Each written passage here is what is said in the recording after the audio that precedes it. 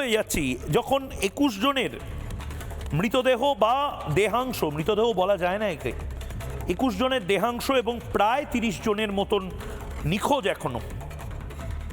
এর থেকে বড় কোনো হিউম্যান ট্র্যাজেডি হতে পারে না বাংলায়। অনেক দিন পরে এরকম একটা ভয়ঙ্কর দুঃস্বপ্নের মুখোমুখি আমরা। ঠিক সেই সময় আমাদের মাননীয় মুখ্যমন্ত্রী, আমরা এক্সপেক্ট করেছিলাম মাননীয় মুখ্যমন্ত্রী প্রথমেই বলবেন যে এই তোমরা যারা মিডিয়ার সদস্য রয়েছো তারা আমার সঙ্গে 1 মিনিটের নীরবতা পালন করো। চুপ করে তারা হয়তো দাঁড়াবেন।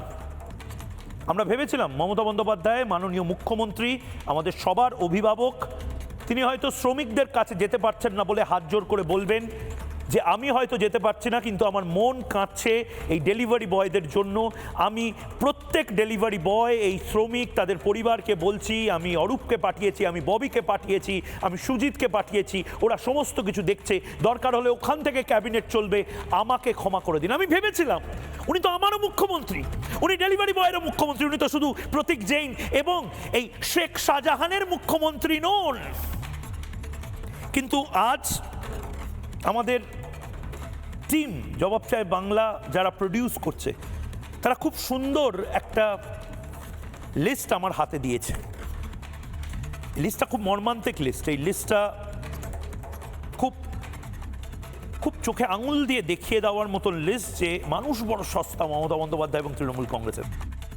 আমি প্রথমেই আমার সমবেদনা জানাচ্ছি এসআইআর চক্রান্তে যারা মারা গিয়েছেন, বিএলও থেকে শুরু করে সাধারণ মানুষ ভয়ে আতঙ্কে দিন কাটাচ্ছেন, তাদের পরিবারবর্গকে। আজকে সকালবেলায় প্লেন দুর্ঘটনায় মারা গিয়েছেন অজিত পাওয়ার। আমি দুঃখিত, আমি শোকাহত, আমি তাদের পরিবারকে সমবেদনা জানাচ্ছি। আমি দু একটি কথা বলবার আগে,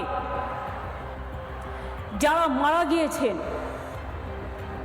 এই এসআইআরের নামে এনআরসি করবার চক্রান্তে, মানুষকে হত্যা করার চক্রান্ত নিয়ে যারা রাস্তায় নেমেছে, তাদের ধিক্কার জানিয়ে আমি 3 দিনে 26টা কবিতা লিখেছিলাম।